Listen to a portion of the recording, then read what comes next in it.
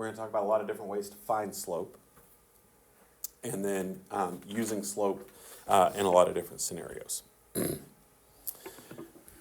Okay, so starting off, if we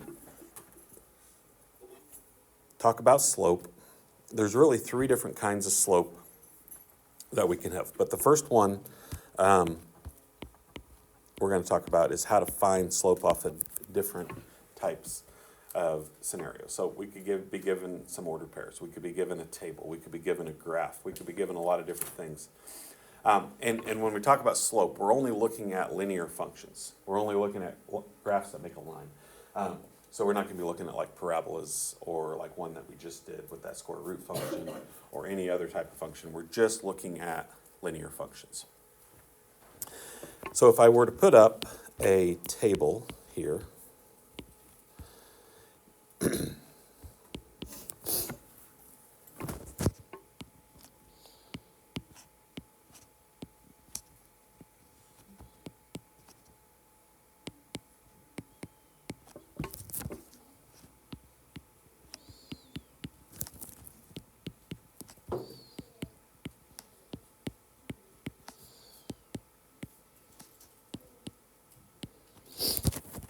we have this table, and we want to find, first of all, common change. And what we mean by common change is we're going to look at the x's, we're going to look at the y's, and then we want to determine if this is linear.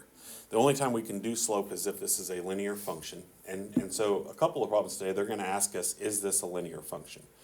And I'll kind of show you how you can determine that based off of the table that we have. But first up, there's three questions you're going to ask. Is the change of x constant?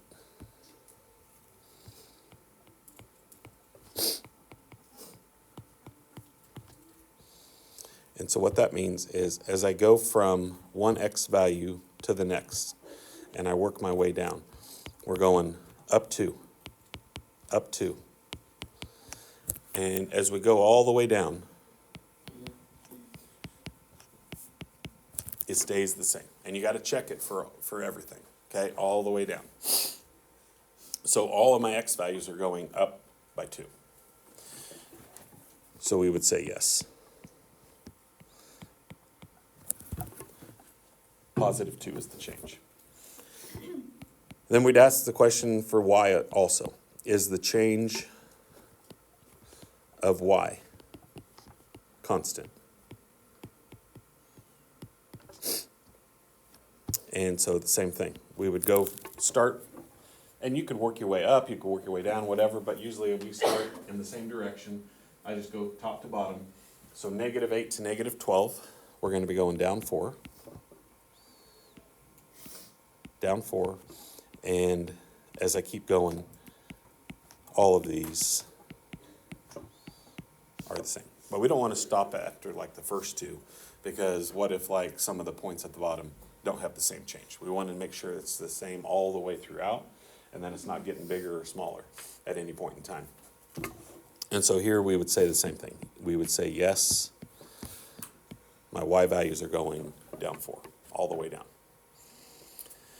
So the third question, is this function linear? Okay, and we know it's a function because none of the x values are repeating, right? So we know it's a function based off what we did yesterday. Now we want to know if it's linear. Okay, and in order to be a linear function, there has to be constant increase or decrease within the function, and it has to be the same throughout. We don't want it like growing really fast and making like a curve. And so in this case, we would say yes, they are both constant. Okay, as long as I say yes to both of these, then it would be a linear function. Okay, anytime we have a linear function, then we can have slope. If we had to find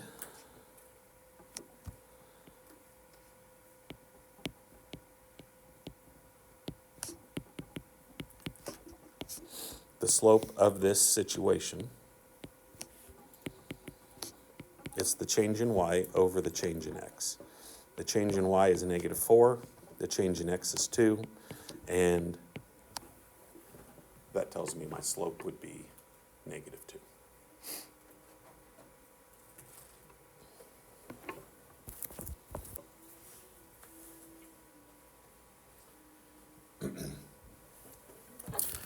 Okay, some of the things that we're going to be doing today is finding slope lots of different ways. We could find slope from a table like we did here. We could find it from a couple of ordered pairs, and I'll show you the best way to do that. But we can also find it from a graph.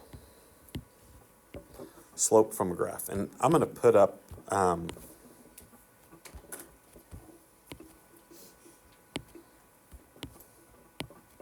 piece of graph paper here just so it's a little bit neater.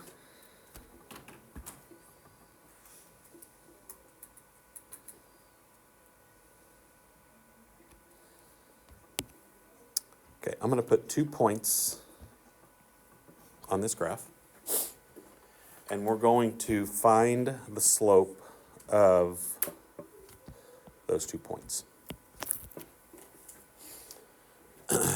So when we do it off of a graph, first of all, M is the letter that we always use when we talk about slope. So we're going to see M used a lot in this chapter especially. And whenever we see that M, we know it's going to be referring back to our slope. And we've seen that before as well. But for a graph, we can simply just count. And when we graphed the other day, I kind of told you we were doing it a little bit sooner than what the book has us do it. Today they're going to ask you to use the slope and the y-intercept to graph. We kind of already did that in our first lesson just because we had done it before. In that first lesson, they really just wanted us to graph ordered pairs. But I think this is the quickest and easiest way to graph is to use slope anyway. But if we're going to find the slope here, we're going to start, I usually start with the point to the left. And we're going to go up. And we're going to go over. Okay. My rise is this number right here. My rise is how far I'm going up and down. So in this case, we're going to go up 1, 2, 3, 4, 5, 6. So my rise is a positive 6. My run goes left or right. So in this case, my run would be 10. So my slope would be 6 over 10. Rise over run. Slope's always going to be a fraction. And then if we can reduce it, we'll always reduce it.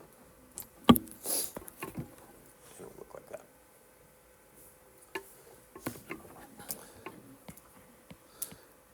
If your graph is rising as it moves to the right, then it has a positive slope.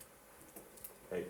So as the graph goes up as it moves to the right, we would say that is always going to be positive. Now the steepness of the graph could change, right? And that's what changes the number, but it would still be positive as long as it's going up as it goes to the right. There's a lot of different scenarios that use slope in everyday life. You know, I mean, like you think about like ski slopes and how steep the hill might be going down. Makes them harder or maybe not as hard, depending on how steep the slopes might be. You think about like a handicap ramp up against the building.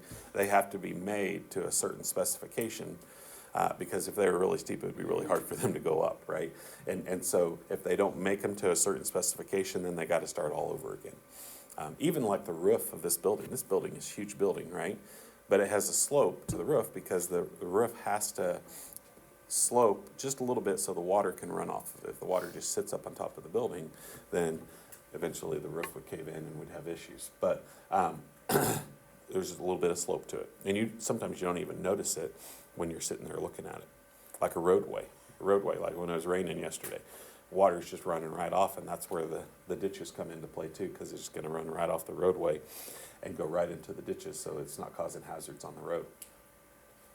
A negative slope is just the opposite. A negative slope is going to go down and to the right.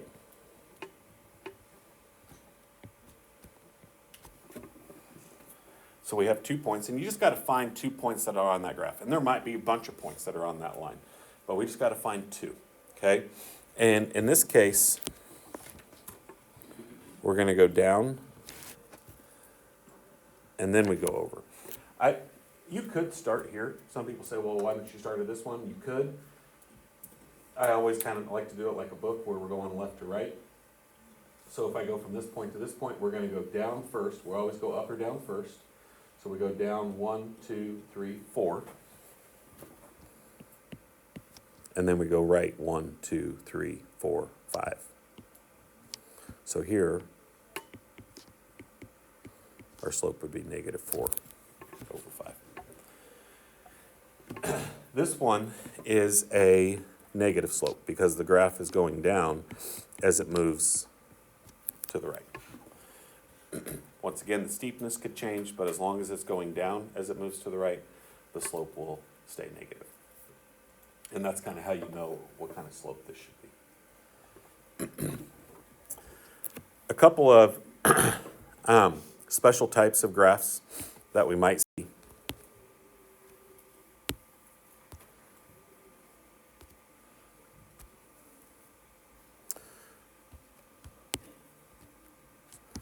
If I have a line that is vertical.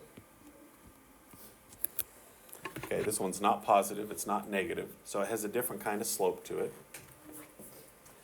In this case, if I did rise over run here, like I did on the last one, my rise here, if I was going to go from point to point, would be 1, 2, 3, 4, 5, but my run doesn't go left to right at all, right? And so this would be 5 over 0. But we talked about this yesterday. Anytime we have 0 on the bottom, what's that tell me? It's undefined. Okay, we can't do it. And so immediately we know this is undefined. Okay, and so something to keep in mind is anytime we have a vertical line, the slope will always be undefined, every single time. Okay, and a vertical line is a line that we will see from time to time. If I have a line that is horizontal, go in the opposite direction.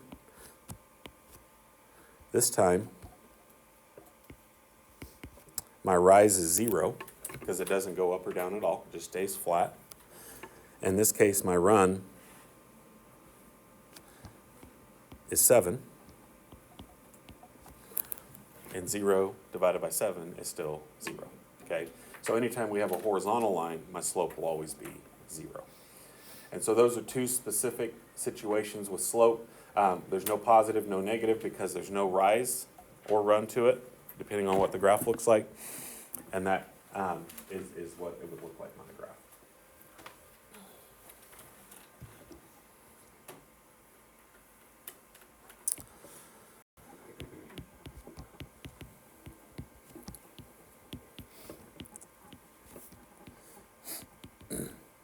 Okay, so we've done it with a table. We've done it with a graph. What if I give you points that are not necessarily on a graph? Well, you could graph it. Like if I had a piece of graph paper, I could put those points on a piece of graph paper, and then I could find the slope counting like I just did. But we also have what we call the slope formula. Here's another formula that we have seen before. We've used before quite a bit.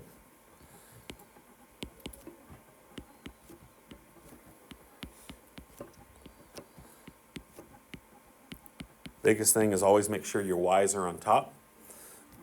We always say rise over run. I always spell my rise with a y just to help us remember that y's go on top. And this is if I'm given 2 points. So my 2 points, kind of like we did the other day with midpoint and distance, we're going to label the 2 points as x1, y1, x2, y2. First x, first y, second x, second y.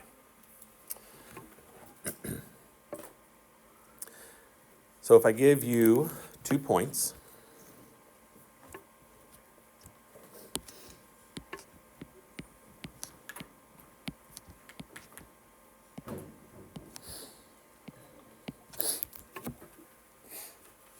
like I said, you could graph these two and then do your slope, right?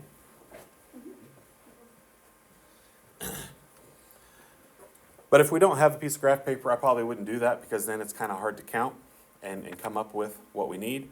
And so what I'm going to do here is I'm going to label this as x1, y1, x2, y2. And it doesn't really matter which one's which here. You could do this one as the x1, y1, and this one is the x2, y2.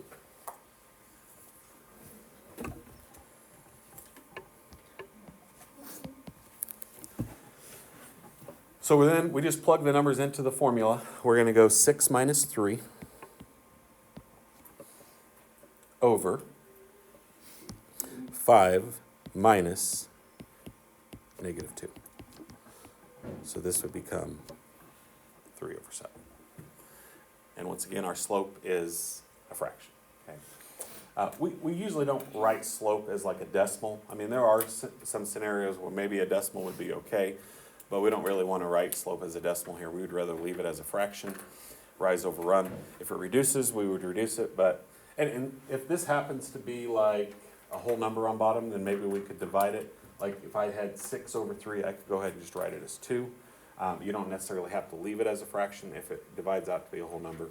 But in this case, we'll just leave it as 3 over 7.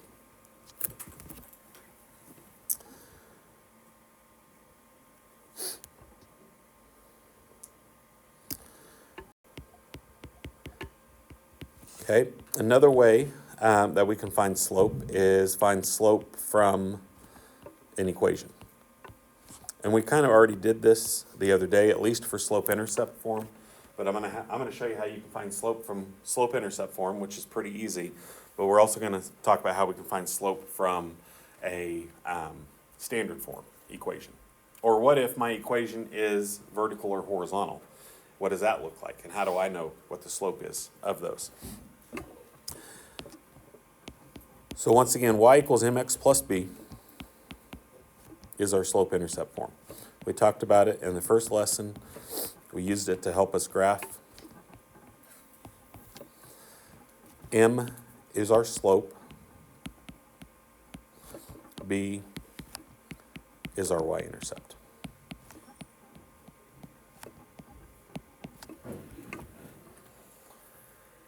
So if I give you an equation in slope-intercept form,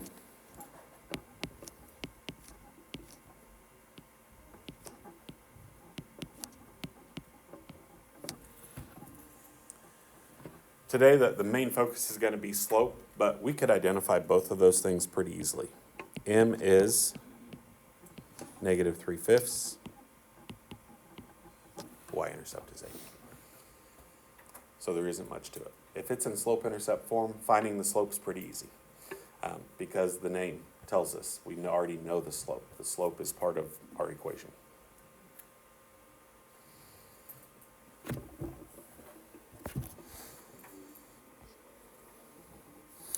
The one that's a little bit harder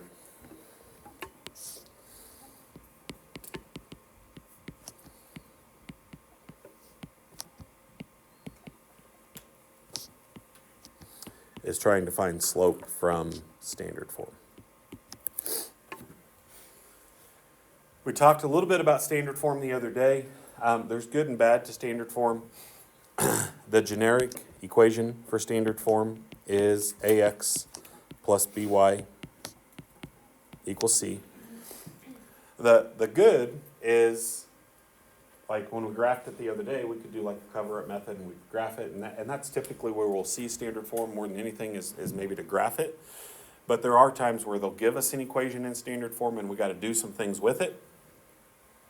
The bad thing here is that A, B, and C don't really represent anything like they do on slope-intercept. So they're not the slope, they're not the y-intercept, they're not the things that we need to help us be able to identify the things that we want. So in order to find slope from standard form, if I gave you an equation,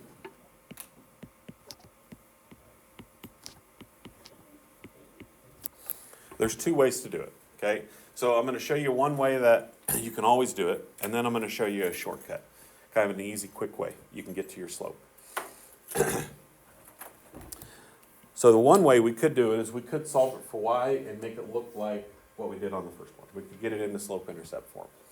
So if I was going to solve this for y, what would I do first to get y by itself? Subtract the 2x.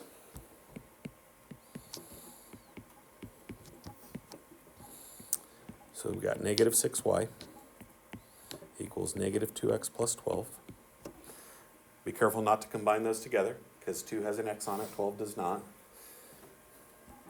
Divide by negative 6, and we're going to do that all the way through to everything.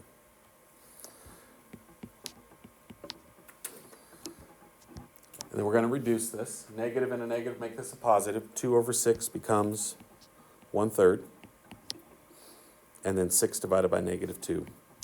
Or sorry, 12 divided by negative 6 would be negative 2. And that would be our slope. Okay. And that's something that we've done before. But the good news is that's kind of like the long way. I'm going to show you a shortcut that you can do. That works every time and gets me to that same slope. So I'm going to put a different equation up here.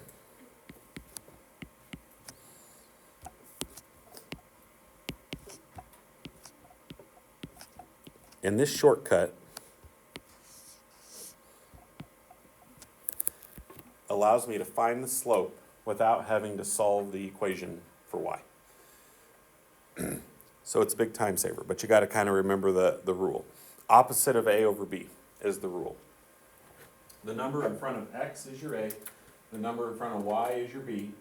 We don't really care about the c as far as the slope goes. So if I just wanted to find the slope here, this would be my a value, this would be my b value. So we would say the opposite of a, which is negative 4, over b, which is negative 5, and that would become 4 over 5. And that's my slope. That's all you got to do. If I did that over here, this would be negative 2. The opposite of a is negative 2 over negative 6. Negative 2 over negative 6 gets us to 1/3. So kind of a time saver. It's just a little bit quicker way of getting to that slope. If you can remember that little shortcut. If you can't remember the shortcut, you can always solve for y and get it that way.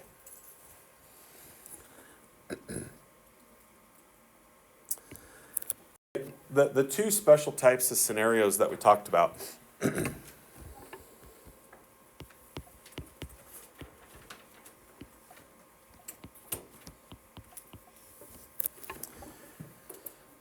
Slope-intercept form is easy to tell what the slope is, right? These are not really in slope-intercept form, but these are linear equations. And because they're linear equations, we can find the slope of them. And what I'm going to try to get you to understand here is once I identify what kind of line this is, then I should know what my slope is. And you may not even have to graph it. Well, one of the quick and easy ways that you can kind of visualize what's going on here is if I were to graph this equation, I go over 2 on my x-axis. When it says x equals 2, that means that it's crossing the x-axis at 2. It does not cross the y-axis. And the way that I remember this is because there's no y in the equation, it's not going to cross the y-axis. Okay? This is just going to be a vertical line. And we talked about this a little bit ago. If I have a vertical line, what kind of slope do I have? Undefined. A vertical line will always be undefined. Okay, so if I see a vertical line, I know my slope is undefined. If I see an equation of x equals something, any number, whatever that number is, it's always going to be an undefined slope. You don't necessarily have to graph it unless it asks you to graph it. Just know that if I see x equals 2, I know it's vertical and I know my slope's undefined. The other situation would be y equals 3. We're going to go up 3 on our y-axis. It's going to be a horizontal line this time. It's only going to cross the y-axis, and it crosses it at 3. And what we said a little bit ago was when we have a slope of 3,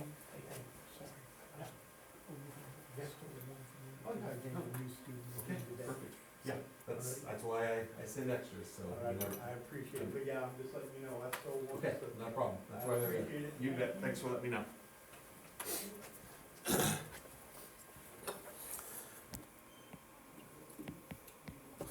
And so here our slope is 0. A horizontal line is always a slope of 0. And so you wouldn't necessarily have to graph it once again.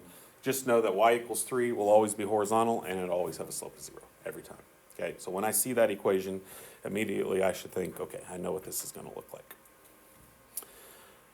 All right, the last thing I'm going to do, and this is probably one that you haven't seen in the past, but it kind of ties into one thing that we did yesterday. Based on terminology.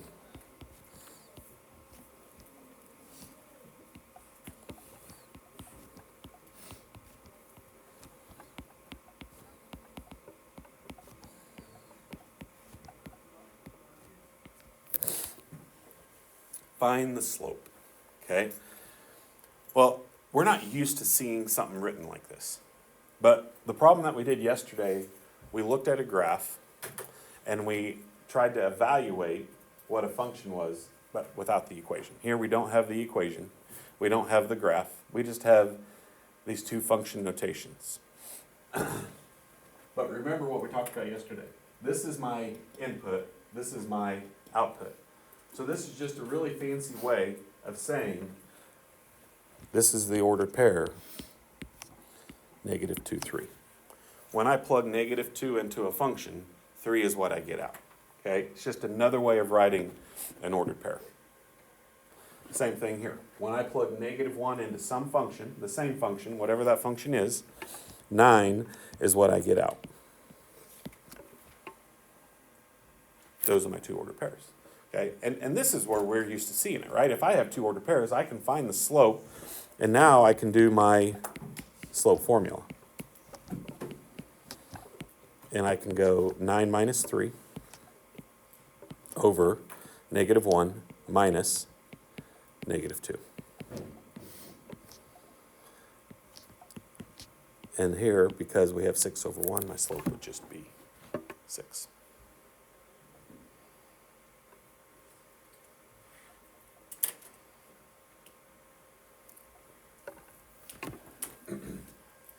All right.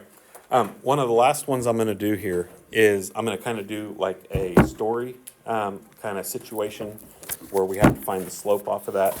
If you want to follow along in your book, you can. I'm going to do one or two from the book here. We'll see. I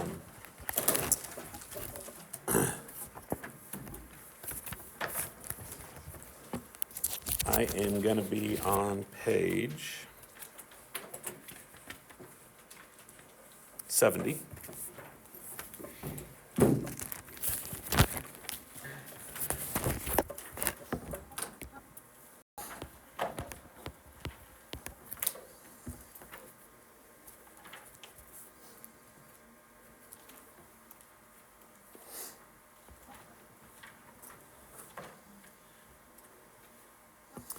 And we're going to do number 44 together.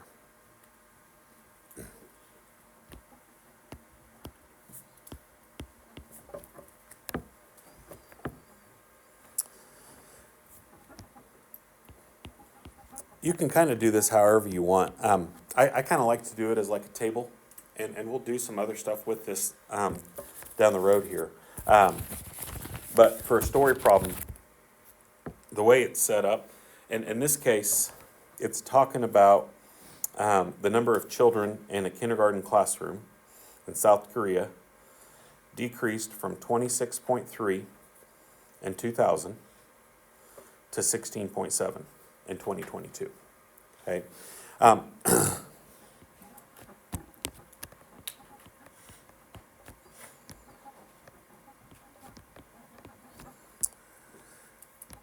We're going to call 2000 year 0, okay?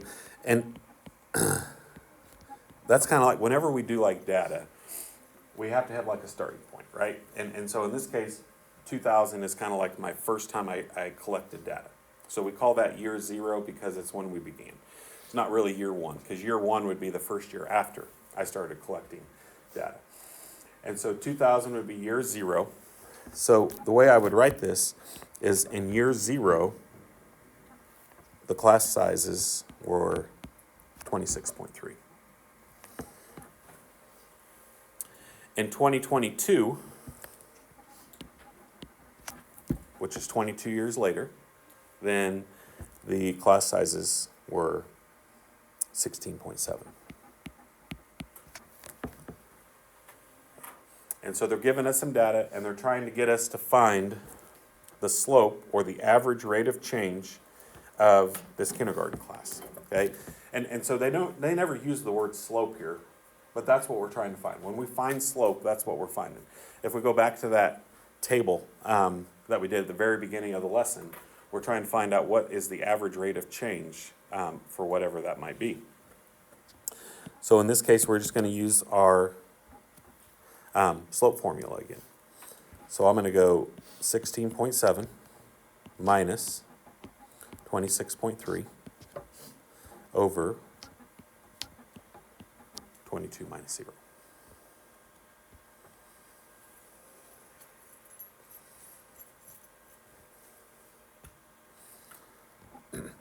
Here would be a scenario where I probably wouldn't leave this as a fraction. We could leave it as a fraction.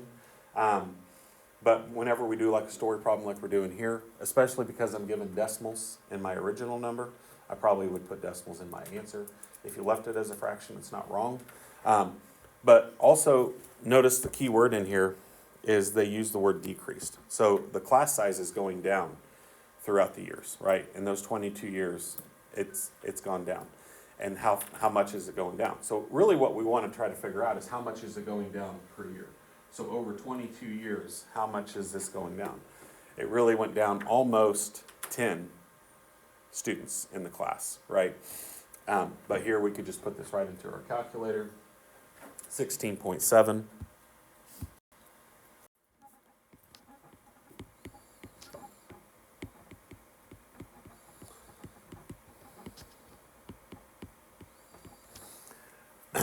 But we're just trying to do it in like a story problem situation and kind of explaining what the slope or the average rate of change means.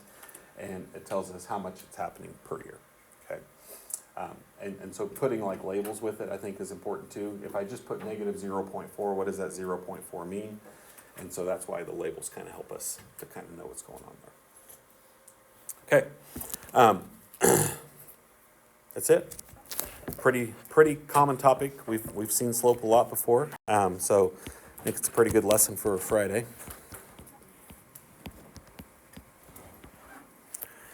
Okay, we're on pages 69 and 70.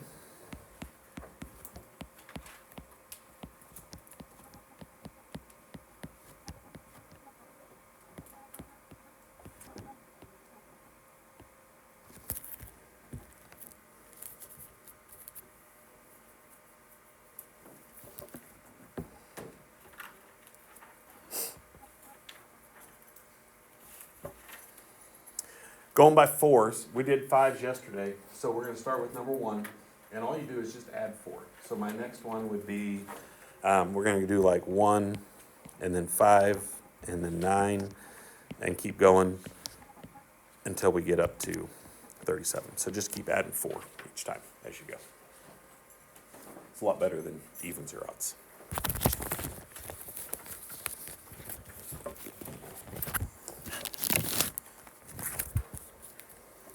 Okay, I'm going to pull up Dragon Zone here, just to kind